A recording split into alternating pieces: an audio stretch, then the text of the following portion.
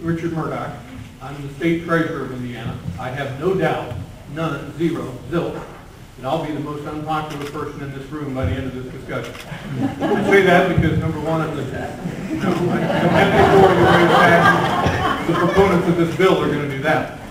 But I'm going to be the most unpopular person here because, number one, I'm a politician, and this is a bad time in America to be a politician. I freely admit to that addiction.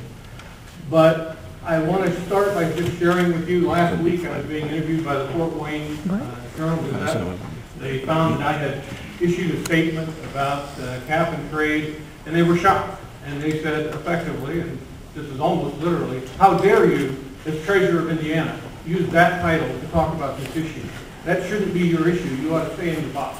Well, my first response to that is as a citizen, we don't have boxes in this country. Every one of us has the right to talk about any issue we wish to talk about. Hear, hear.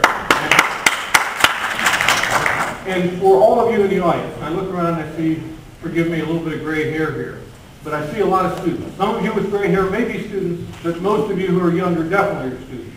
I hope you listen to what I say this evening, because I want to talk and put a challenge in front of you. With all respect to Professor Reeves and Tim regarding the argument of the science, if you ever hear someone say, the debate is over in any issue of science, you've just heard someone speak who doesn't understand science, which is my second point in being here. As unlikely as it may sound, my undergraduate degree is in the combined field of biology, geology, and chemistry. My graduate degree is in geology. I know a thing or two about the Earth. Just 15 miles from my house, west of my house in Evansville, Indiana, is a little plaque along Indiana Route 65. It's one of those ubiquitous steel plaques that NDOT put up to mark some historical event. Usually it says Chief so-and-so signed the plan here or something. That particular little plaque on the hillside down there in Posey County, Indiana, marks what is called the terminal moraine of the last series of Pleistocene glaciation. In other words, the ice sheet that covered all of North America went almost all the way to the modern-day Ohio River. Has there been global warming? I think so. I do. But it wasn't coal-fired generating stations or SUVs that caused it.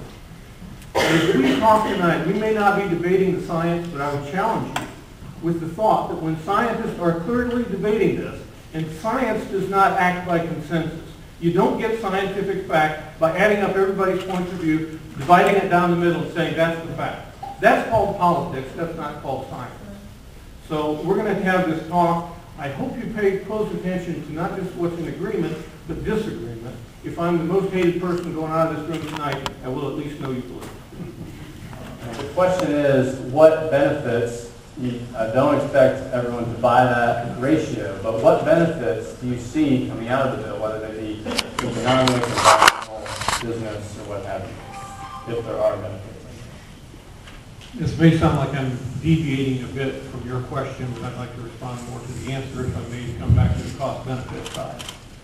For all of you who are students, take out your pencil, write down this book. The name of the book is Cool It. The author is Bjorn Lomborg. He is an economist, an award-winning economist. He and I totally disagree on whether or not global warming exists and whether it's man-made. He thinks it is. I don't. In that book, he does a wonderful analysis of the cost-benefit ratios of all the plans that are out there under Kyoto, and does the analysis and comes back to say that of all the crises that will affect humanity, during the next century, probably this issue is 7th on the list in cost to benefit. It is grossly expensive for the relatively small cost or the relatively small benefit you will get. So Richard, could you talk to the specific Waxman-Markey Sure. cost? Yeah, the cost-benefit trade-off, and it comes back to your prior question as well about the economics. You put the economics purely on the point of view of a household basis. What you didn't deal with is the economics in the jobs lost. Sure. As was said in someone's introductory remarks, we are in a global economy. If we think other nations in the world are going to follow our example on this, we're wrong. You know, Jesse made the comment that China may be leading the world in wind technologies. That's a wonderful thing. Maybe they will in the future. But in the past 3 years, every 2 weeks, they've opened a new coal-fired generating station that do not meet the requirements that those are required to meet in the United States.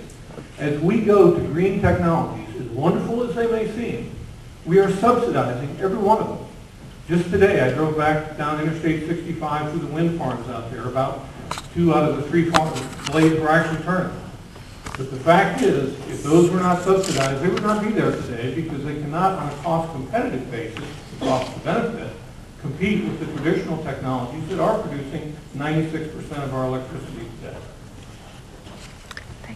I'm from a very conservative economic background. I love the free market, but we don't operate in the free market when it comes to, our energy sector. Coal and natural gas and oil have been heavily subsidized for decades and decades. So, Wait a minute, explain that, because I was in the coal industry 30 years and I never got the memo. well, I think in an implicit sense, because Let's let Jesse